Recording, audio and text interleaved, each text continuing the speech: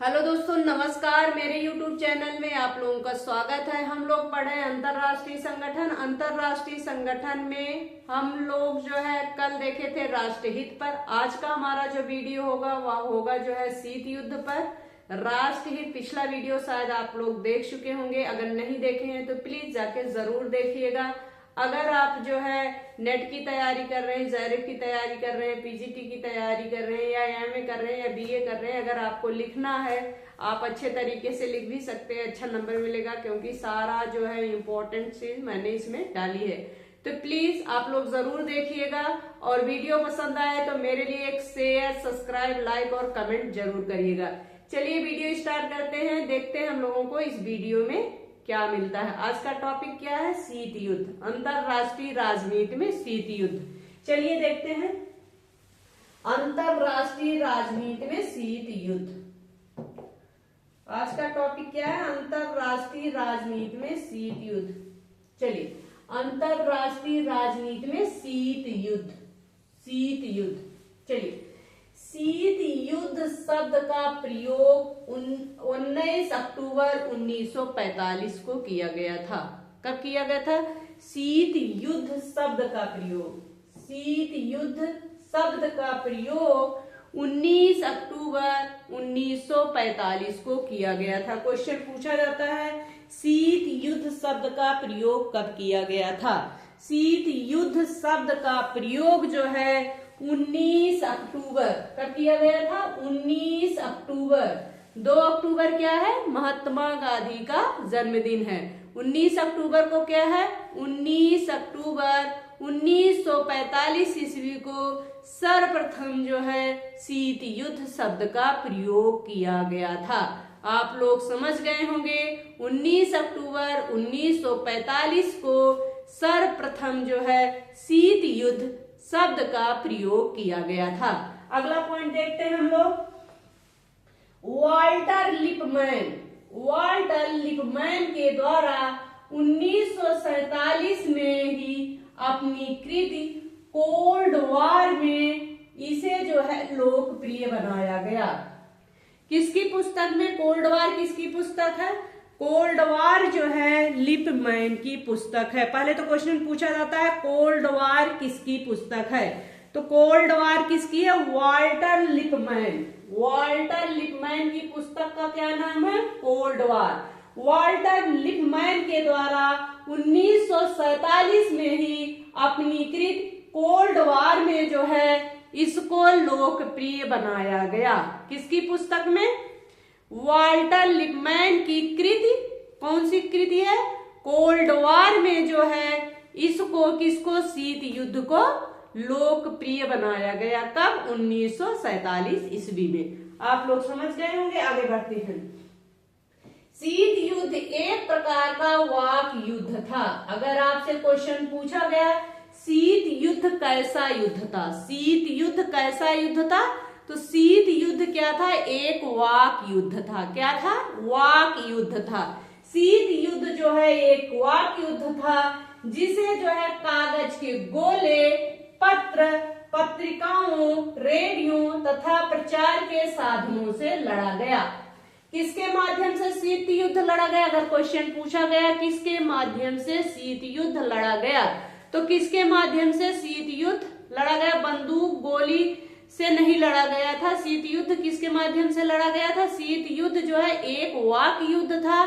शीत युद्ध लड़ने का माध्यम था जो है कागज के गोले, पत्र, पत्रिकाओं, रेडियो तथा प्रचार के साधनों से यह युद्ध लड़ा गया था। आप लोग समझ गए होंगे कि शीत युद्ध क्या था?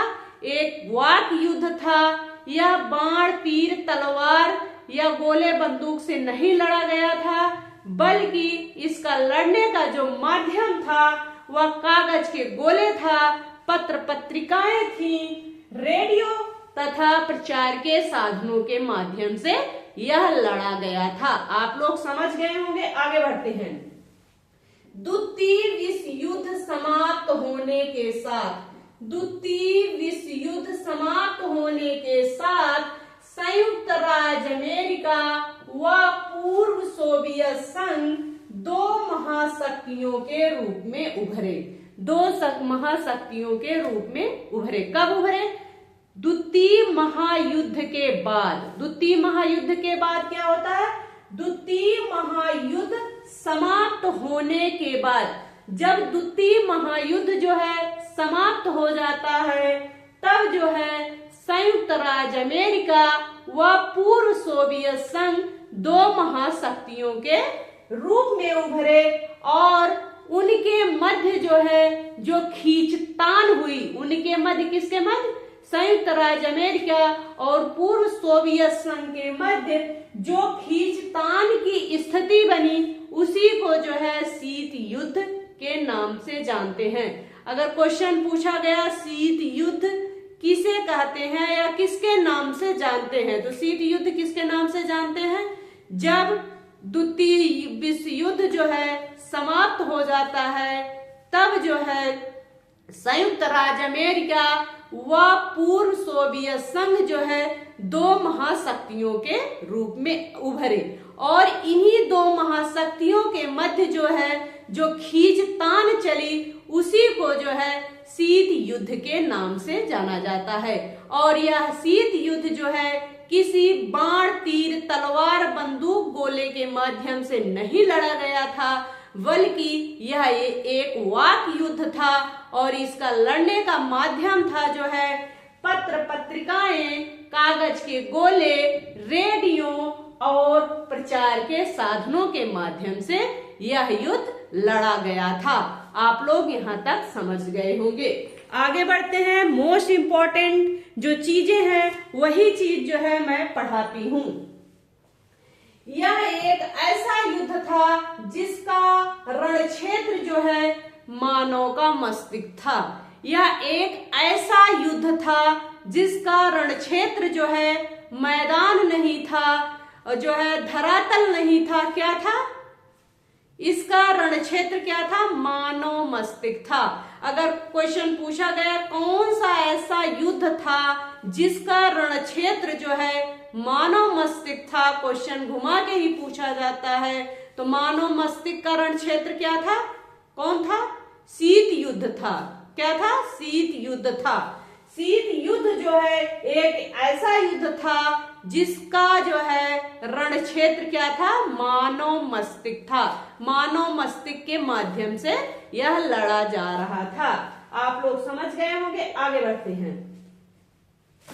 यह मनुष्यों के मनों से लड़े जाने वाला युद्ध था। यह मनुष्यों के जो है मनों से लड़े जाने वाला युद्ध था। यह मनुष्यों के किससे लड़ा जा रहा था? मन से लड़े जाने वाला युद्ध था। इसलिए जो है इसे स्नायु युद्ध भी कहा जाता है।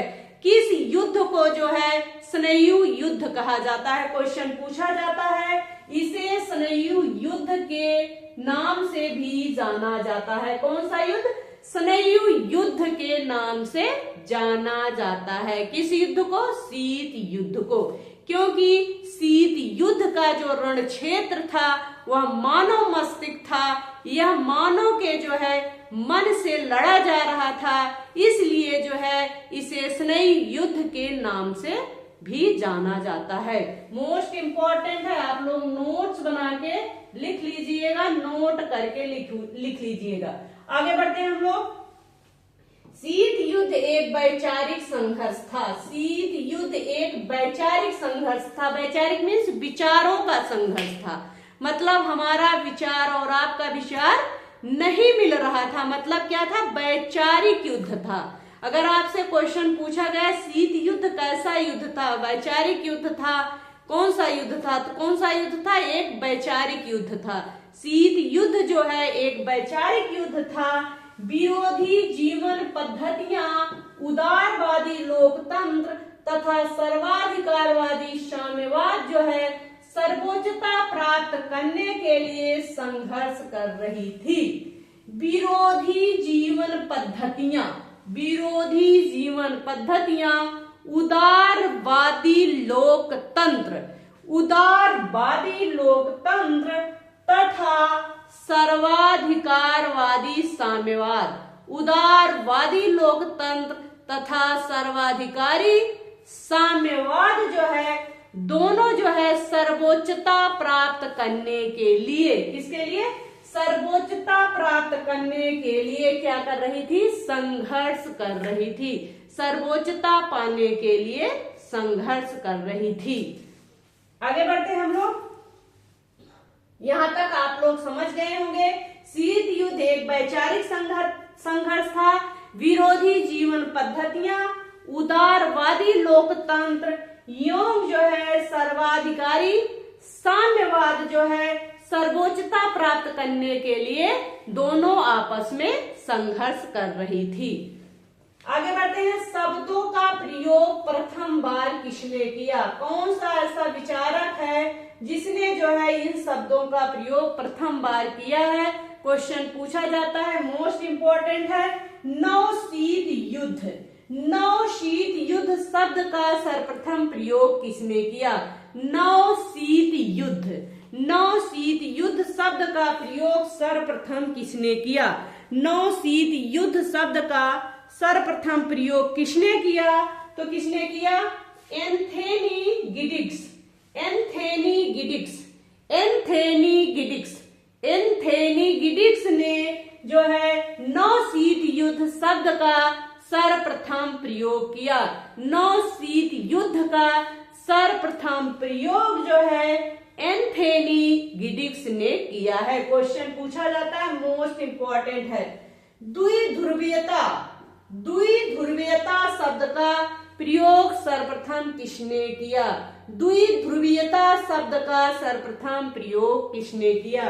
किसने किया? स्यूमैन। किसने किया? स्यूमैन। किसने किया? स्यूमैन ने जो है द्विध्रुवीयता शब्द का सर्वप्रथम प्रयोग किया है। आगे बढ़ते हैं। गुट निरपेक्षता शब्द का सर्वप्रथम प्रयोग किसने किया?